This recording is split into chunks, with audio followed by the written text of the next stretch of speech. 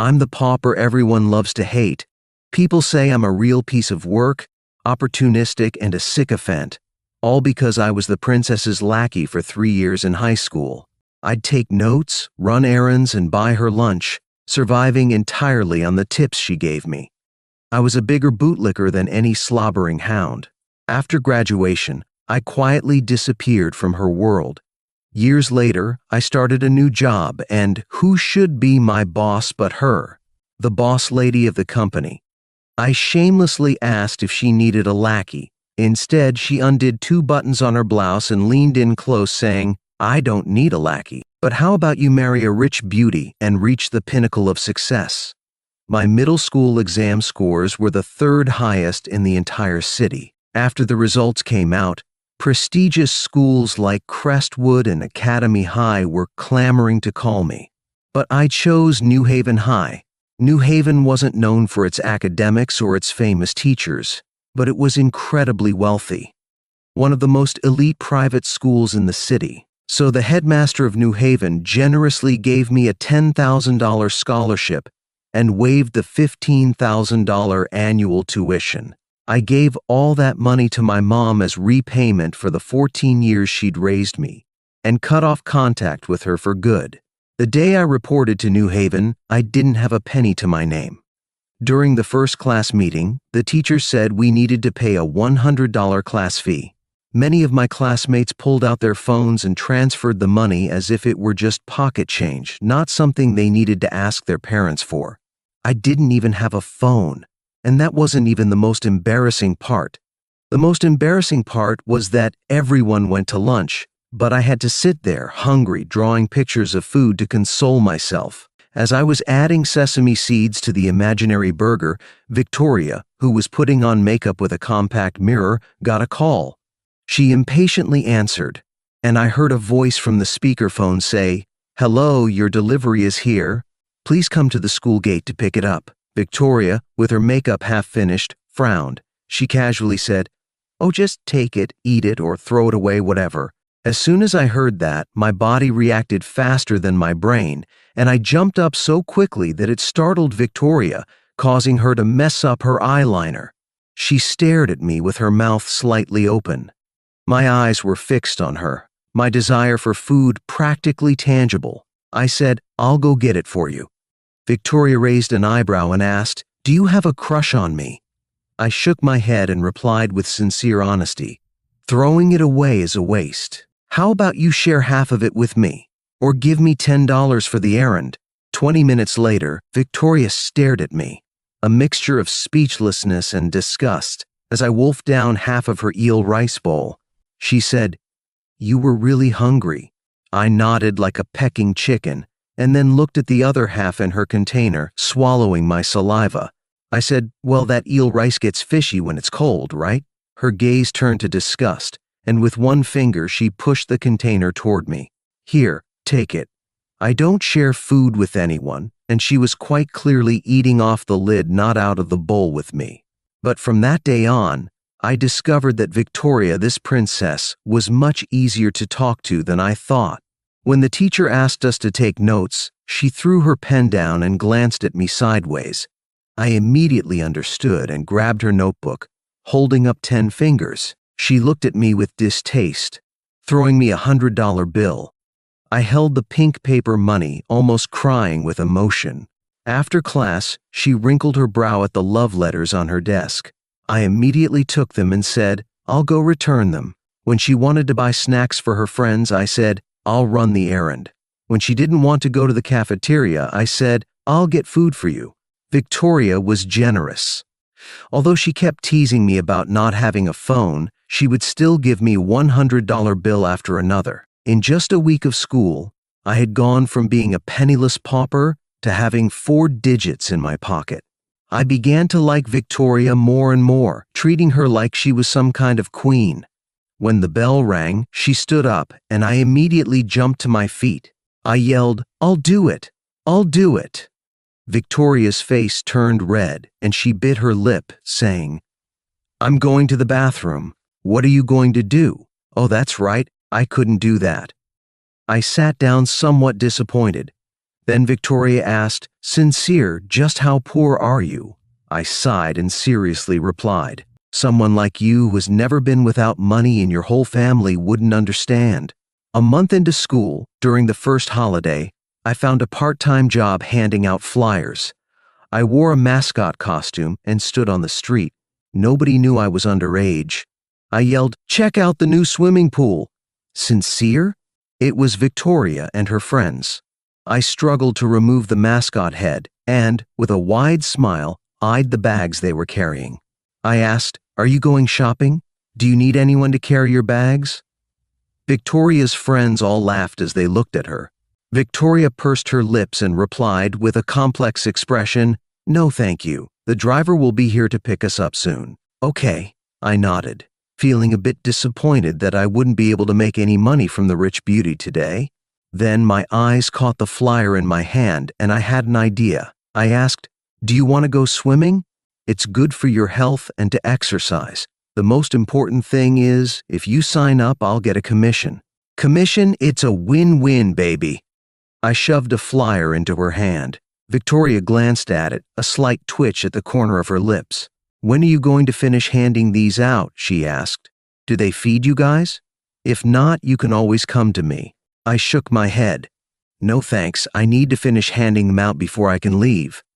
Victoria pouted, but didn't say anything, taking the flyer with her as she went shopping.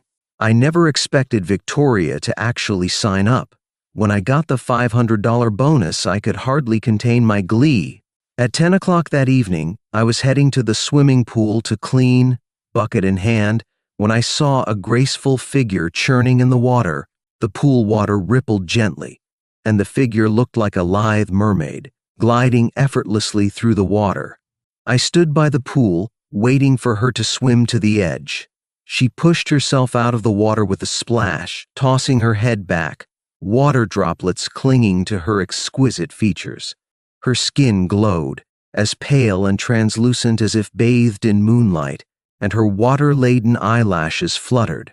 She wiped the water from her eyes, and then, realizing it was me, Victoria gasped, almost falling back into the pool. Flustered, she turned away, her ears burning red, and quickly wrapped herself in a towel. "Sincere, what are you doing here?" she demanded, clearly annoyed. "I'm cleaning," I said, shaking my head in amusement. She frowned. "You do this kind of work too?" she asked, bewildered. "If it pays," I replied. She just shook her head in disbelief. When I finished cleaning the pool and was about to leave, I noticed Victoria was still standing on the steps. I walked up to her, patted her shoulder, and said, "You haven't left yet? Let me buy you a late-night snack. I got my bonus today." Victoria's face was still cold, but she didn't refuse. "I want barbecue," she declared. "Barbecue is expensive." "How about I buy you wonton soup?" I said hesitantly, but Victoria glared at me. "It's barbecue," she stated flatly. "Fine, barbecue it is." Half an hour later, Victoria looked at the smoky little shop in disbelief. "This place still exists in this city?" she asked. It was late, but the shop was bustling. The small space was filled with little square tables, each with a small charcoal grill, the air thick with the smell of barbecue and smoke. It was a bit noisy and greasy, but the food was great, and it was all you can eat for only $36 per person. I eagerly wiped Victoria's table and chair, and then after helping the princess to sit, I reminded her, "It's all you can eat. You can pick whatever you want from the freezer over there and cook it yourself." "Cook it myself?" she asked. "Can you even do that?" "Of course," I replied, puzzled. "You just put it on the grill until it's cooked, right?" Victoria looked like she wanted to say something, but didn't. She got up and went to the freezer, returning with a puzzled look. "What kind of meat is this? Lamb? Sincere, are you kidding me? This is obviously duck."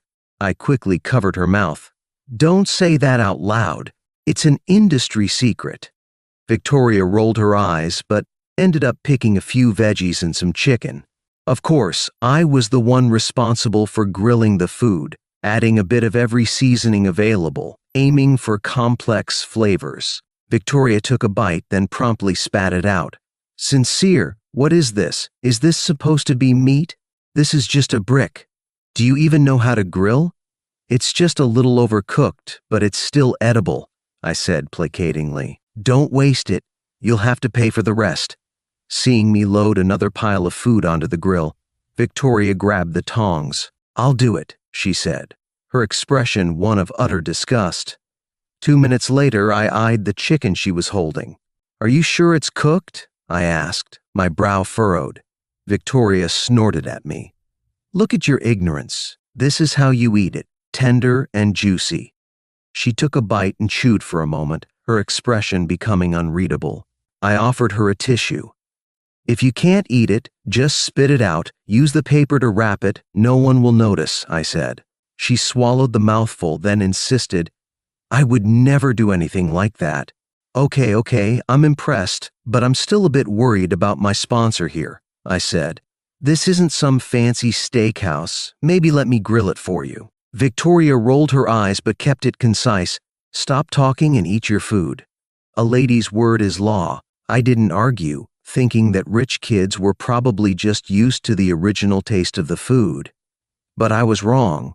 After the meal, Victoria came down with food poisoning and had to be hospitalized for 5 days.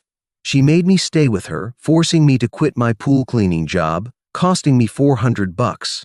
Between the National Day holiday and that gig, I managed to save $5,000. After paying $1,000 for the school fees and $600 for a new phone, I was finally able to receive transfers online. I proudly scanned Victoria's QR code, but she stared at my phone screen, her eyes wide. What is this? Is this one of those old people phones? Are you sure it can even connect to the internet? I waved the phone at her. Of course I already added you, old people phone or not. The font is so big it's great.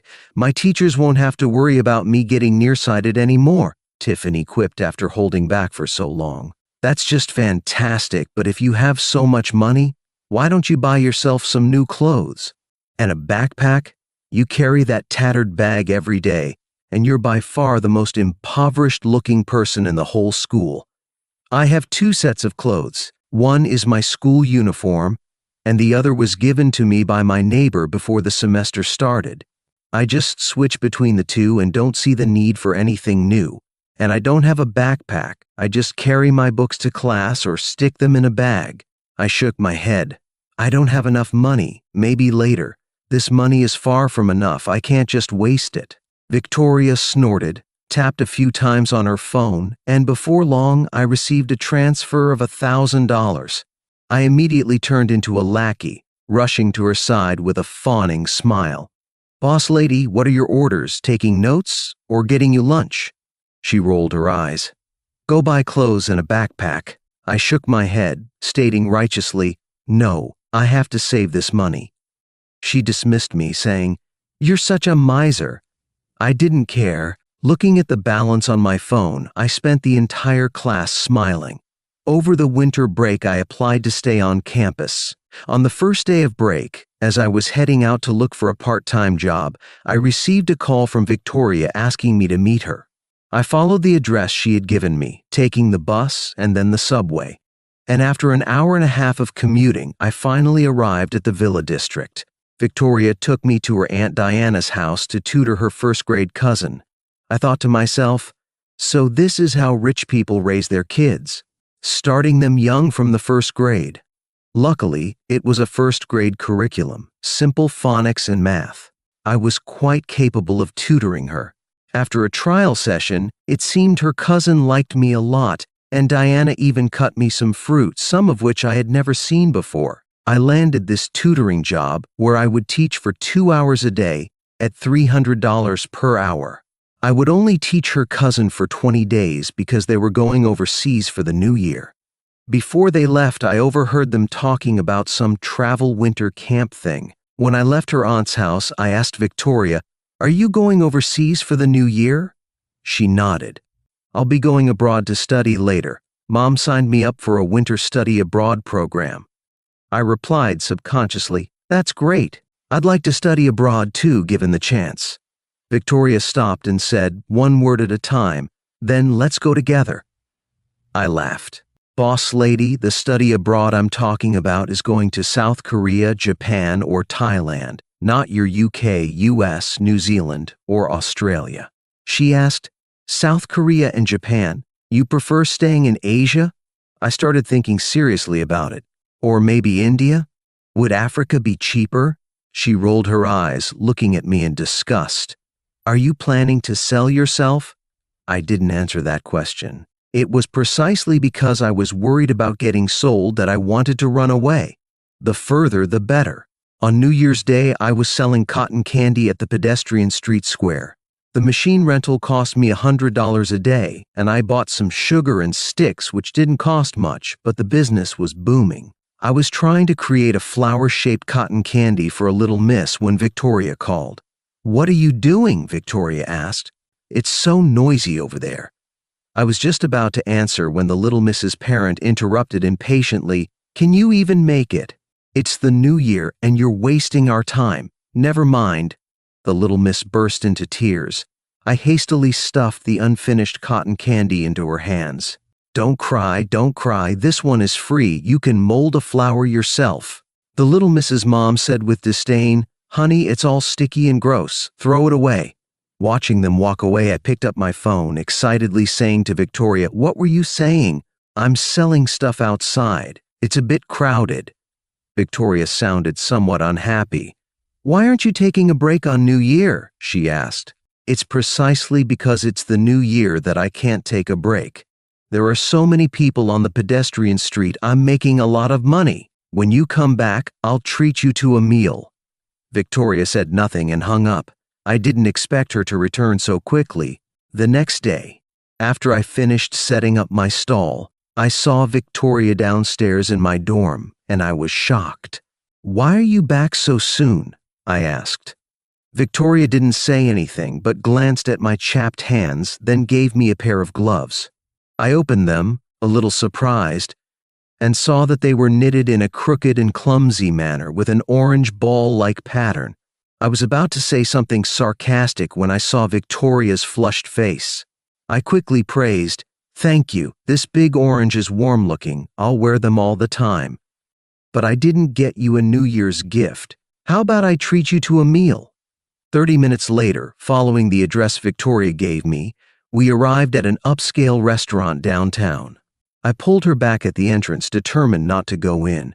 Victoria, let's go to another place. This time, I'll treat you to barbecue that you don't have to grill yourself. This place is too expensive, I can't afford it. There were many people coming in and out of the restaurant, and the security guards in their uniforms glanced at me with a confused expression. Come on, Sincere, Victoria said, pulling my hand away. I'm treating, let's go in, this is so embarrassing. All right, I said quickly, letting go of her arm and stepping through the revolving door. But once inside, I regretted it. The menu was all in English. I could understand most of it, but even a juice was priced in the triple digits, which totally blew my mind. I hid my face behind the menu, feeling panicked, and said to Victoria, Victoria, this place is too expensive. I don't need to eat somewhere this fancy. Let's go somewhere else. Maybe you can come with your family next time. I didn't think much of what I was saying, but Victoria grabbed the menu away from my face and said seriously, Don't think you don't deserve to be in a restaurant this nice, Sincere. I believe in you. One day you'll be able to come in here confidently on your own. I'm just giving you a practice run now. I don't know why, but even though it was a simple thing to say, I felt a lump forming in my throat. Later, Victoria ordered a lot of food, and even joked with me as we ate.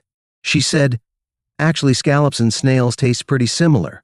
I seriously suspect they use cheaper scallops to rip off suckers and sell them as snails in the kitchen. I glanced around and asked, Are we the suckers? We looked at each other and burst out laughing. In the second half of my junior year, after saving money like crazy for 2 years, I finally had enough to study abroad. Because I was underage, I needed my birth certificate to process my student visa, so I had to go home. It had been 2 years since I'd been back.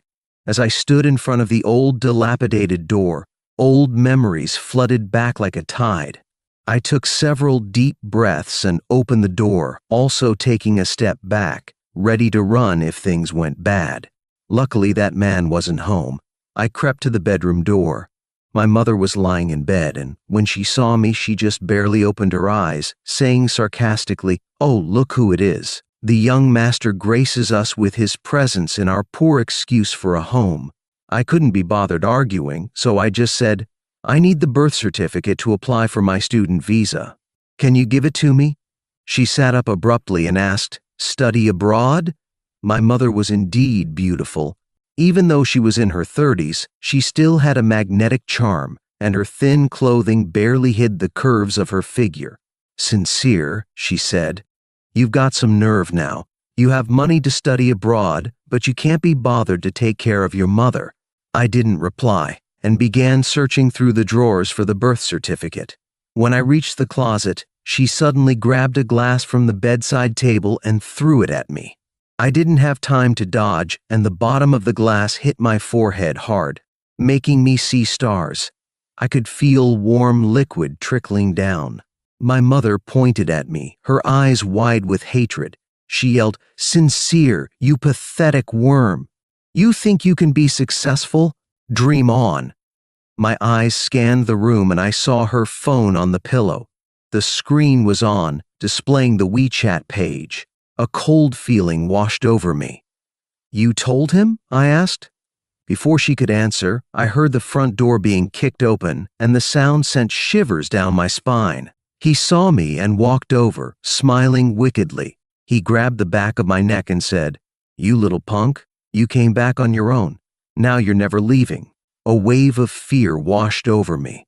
I could see the greedy glint in his eyes.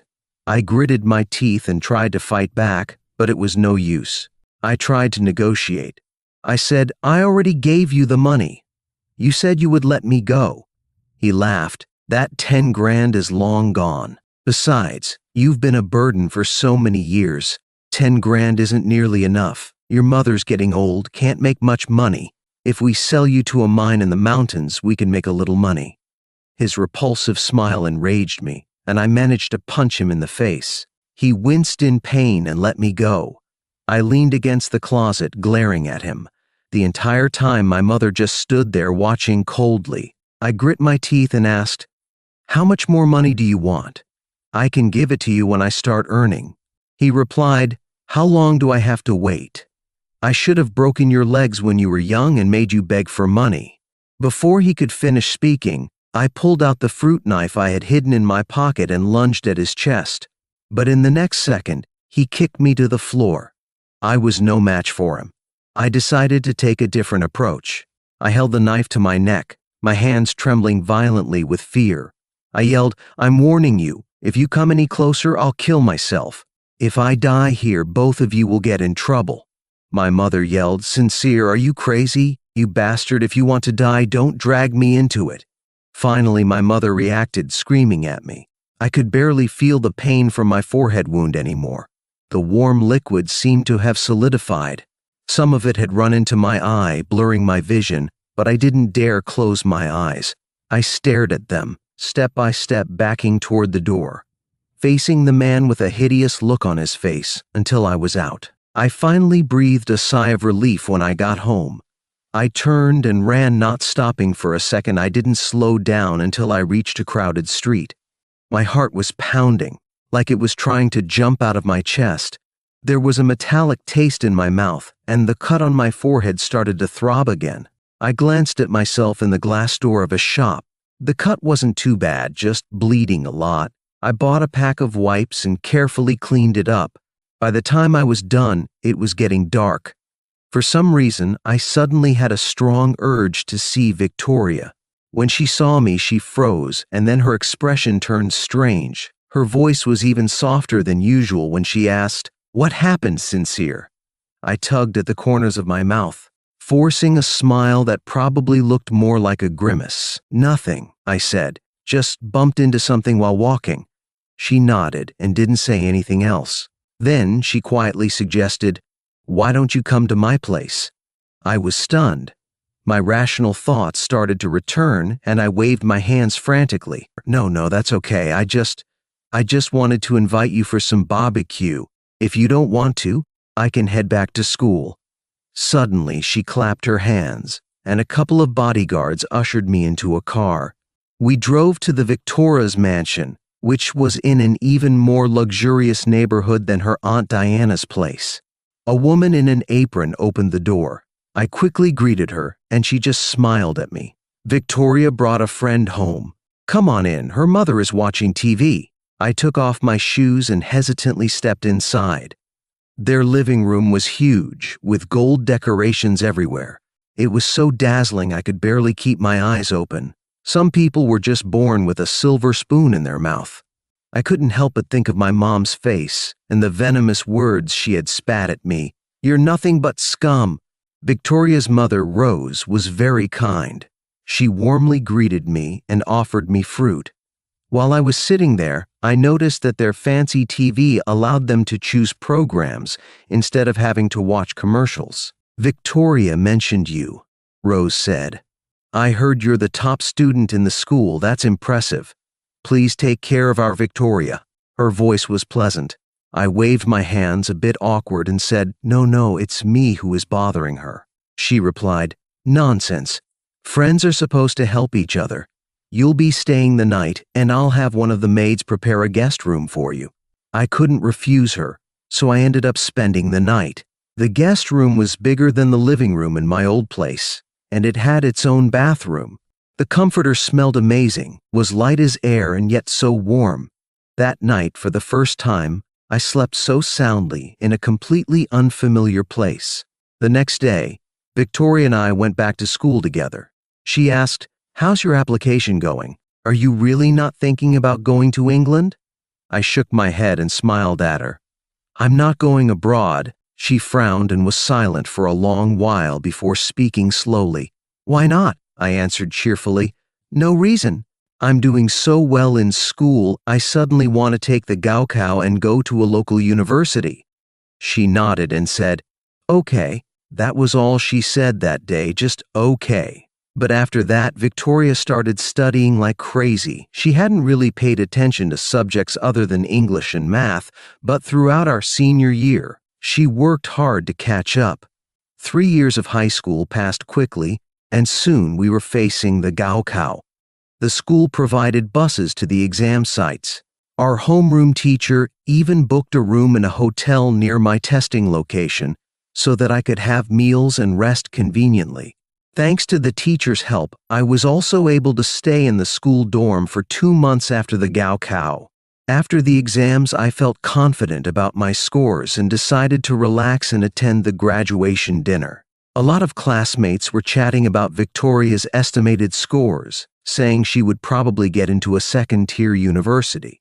Her friends looked at her with envy and said, "Wow, Victoria, we never expected you to get such high marks." She smiled but didn't say anything. Then she looked at me, her expression serious, sincere. "Please don't leave after dinner. I need to talk to you." I had a few drinks and was zoning out at the table, just scrolling on my phone after finishing dinner. Gradually, the other classmates left or were picked up. Victoria and I went outside together. For some reason, Victoria looked a bit flushed. She looked at me, her eyes full of hope. I turned away before she could speak and said, "Victoria, you should go study abroad." She stared at me, biting her lip. "What did you just say?" she asked. I took a deep breath and replied with an easygoing tone, "Your scores would only get you into a second-tier university. If you go overseas, you can go to a much better school. Your future is not something to be taken lightly. Even if your family is rich, you can't be so reckless." She stared at me, her eyes turning red. "Do you want me to leave?" she asked. "Yes," I said. "I've made so much money off you in the past 3 years. Of course, I want you to have a bright future." She said, "Okay." That night, I packed up my things, moved out of the school, and started working as a tutor in the home of a family I'd contacted beforehand. After 2 months of tutoring, I made nearly $30,000. I used my savings to buy the latest iPhone and a new computer and paid my tuition. When school started, I went to register at the university. After that dinner, Victoria never contacted me again. I heard from old classmates that she went to the UK, to the school she always wanted to attend. During my 4 years of university, I studied hard and seized every opportunity to make money. When I graduated, I applied for a master's program at a university in the UK. I still wanted to go and see the world. This time, I didn't need a guardian's consent. I had already transferred my household registration during university. My master's life was more colorful than I had imagined. I absorbed knowledge and experiences like a sponge, things I had never seen or known before. I heard that Victoria returned to the country and started her own business after graduation. A classmate joked with me on WeChat, "Why don't you go see her? Maybe you'll get a boss lady falls for a pauper story?" I replied with a laughing emoji and didn't say anything. After graduation, I rejected offers from overseas and didn't join any big domestic companies either. Instead, I applied to some startups. I had it all figured out. Work hard for a few years, get some stock options, and once the company takes off, my future would be secure. But I never imagined that my boss would be Victoria. After a company meeting, she called me into her office. She seemed more mature after all these years, but her eyes were still as clear as ever. She scoffed and said, "I can't believe it, Sincere. After all these years, I'm still taking care of you." I laughed and replied, "I earned it, Queen V." She pursed her lips and studied me carefully, and my heart skipped a beat. She said, "You're different from before." I looked down at my own outfit, a standard business suit, nothing special but decent enough. I asked, "How am I different?" She said, "You're stronger." I grinned and admitted, "Protein powder, gotta look the part." Ever since I found out that my boss was Victoria, I seemed to work even harder. After leaving university and entering the workforce, I realized how hard it is to earn money. In comparison, the payments Victoria gave me in high school were like a gift from heaven. With the gratitude and guilt I felt towards her, I worked even more diligently. I not only took care of my own project tasks, but also accompanied Victoria to meet clients, hand out paperwork, and boost sales. I even brought her lunch. Our relationship seemed to have inexplicably gone back to high school. But a company is not high school, and soon some unpleasant rumors started to circulate. Some colleagues started giving me odd looks.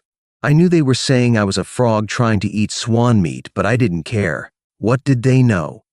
I did more work and got paid double what they did. One day I was with Victoria meeting a client when we bumped into her friend in the hallway. He was a very elegant man, wearing a bespoke suit, and his shoes alone must have cost more than my salary for 3 months. The man seemed to know Victoria very well. He talked about the company's business in a relaxed manner. He said, "I talked to my dad about that order. He asked me to come and sign the contract with you tomorrow." Victoria smiled and said, "Great, I'll be waiting for the young master." Their conversation was casual, discussing deals worth millions as if they were just chatting about the weather. Although Victoria's company was a startup, it had been doing well. Actually, it was going a little too smoothly. I always wondered about it, and at that moment, I understood. Many people aren't unsuccessful because they lack the ability, but because they don't have the capital to try things out and fail. While I was in a meeting room, meticulously discussing every detail of a contract with a client, Victoria and her kind had the assurance that even if they didn't get the deal, they could just partner with a friend's big company. That kind of assurance is something ordinary people like me could never have, no matter how hard we tried. They chatted for a bit, and the man seemed to only notice me then. He asked, "Is this your assistant?" Victoria replied, "He's not." I interrupted, "I'm an employee of Queen V's company. You two go ahead and chat. I need to go back to work." I calmly interrupted Victoria and, under her gaze, turned to leave. But I didn't go back to work. I bought a few bottles of beer at a convenience store and went back to my rented apartment. I drank until evening. The joy of seeing her again had blinded me.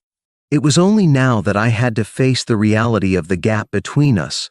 It was a gap that I had never overcome in all these years. I liked Victoria ever since high school. I didn't know when it started, but I would get an inexplicable rush whenever I saw her, but it was just a liking. I knew years ago that we were impossible. Now, nothing had changed. I laughed.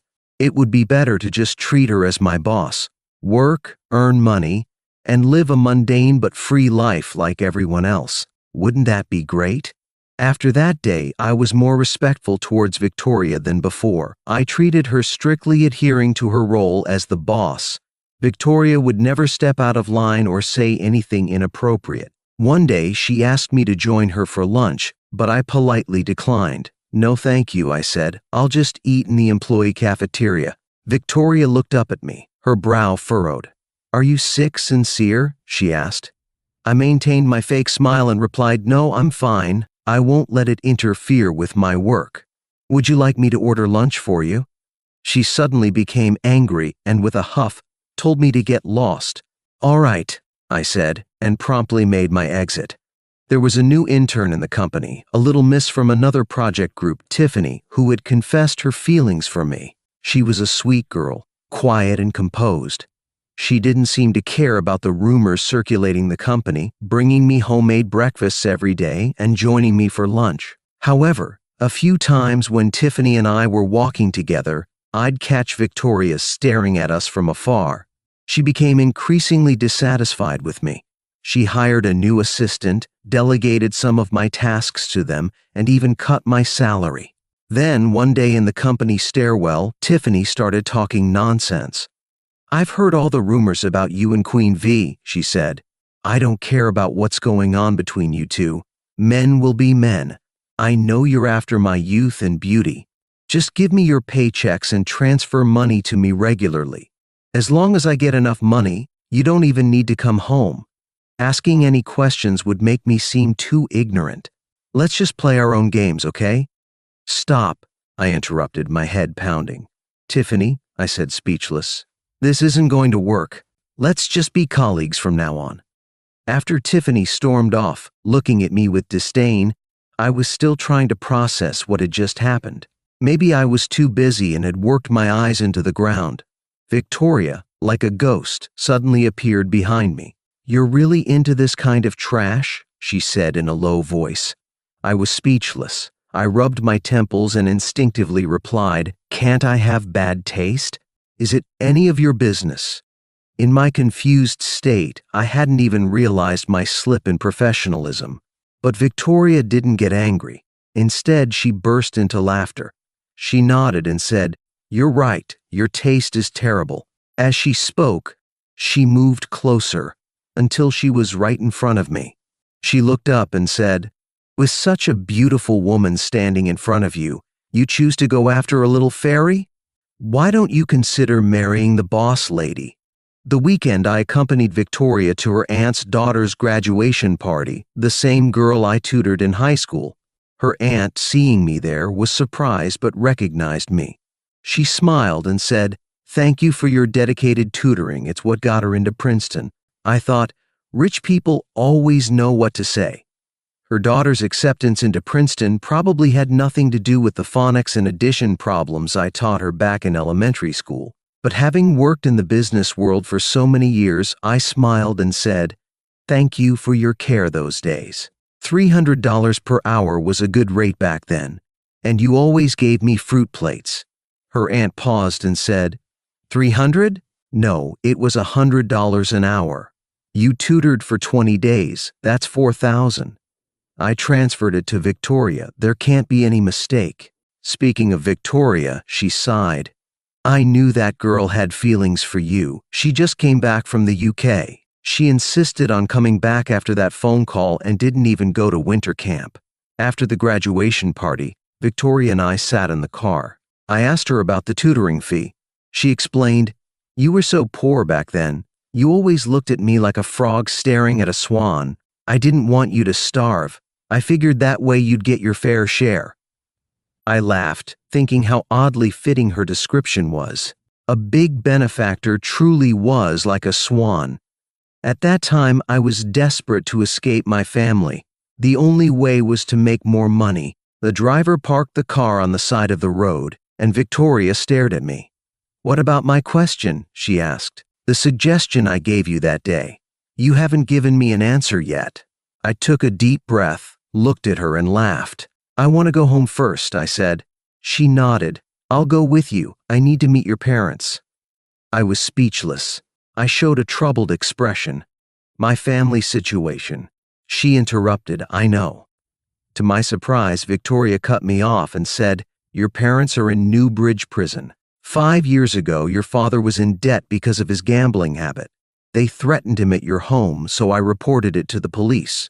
The police found out that your mother was prostituting herself. They were both sentenced. I was dumbfounded. Was that what happened? What do you want to go back there for? She asked. Is there something you left behind? I shook my head and smiled at Victoria. Actually, I said, what I wanted to do you've already done for me. She moved closer and asked, So? Tell me clearly. How much longer do you want me to wait? I shook my head and said, I did what I wanted to do most a few years ago? I leaned in and kissed Victoria's lips, whispering, Don't wait anymore, Victoria. Let's not wait anymore. Epilogue. From as far back as I can remember, my home was different. My parents never worked. They'd ask my grandparents and my mother's parents for money. When they couldn't get any, they'd go gamble. I often had nothing to eat, so I'd shamelessly go to my grandparents' and my mother's parents' houses for meals. They'd always sigh when they saw me. Later, when my family had some money, my father would often toss me $2 and tell me to go play and not come home. One time, I sneaked back home and saw a greasy, fat man laughing as he came out of the bedroom. My mother was lying on the bed, disheveled. I was 10 years old that year. I learned from the neighbors about what they were doing. My mother was using the money she earned to support both me and that man. I tried to persuade her to leave, but she glared at me, cursed me, and then cried. She said that she loved him. When she was pregnant with me, people called her a slut, and he was the only man who was willing to marry her. Later, as I grew up, that man grew to hate me more. I overheard him telling my mother about a boss who had the opportunity to sell me overseas. If not, he suggested taking anything valuable from me and selling it for money. I panicked. I rushed in, begging them, and kneed on the floor, leaving bloodstains. I pleaded with them to wait, that after my high school entrance exam, I'd get good grades and make lots of money. I used $10,000 to escape that home. Actually, after I grew up, I tried to report it to the police. But just once, I realized the protective shield they had. Countless nights, I'd remember my mother crying in front of me, tears streaming down her face, saying that she loved that man, that she just wanted to be loved. But why couldn't she see me? Mother, I also loved you so much.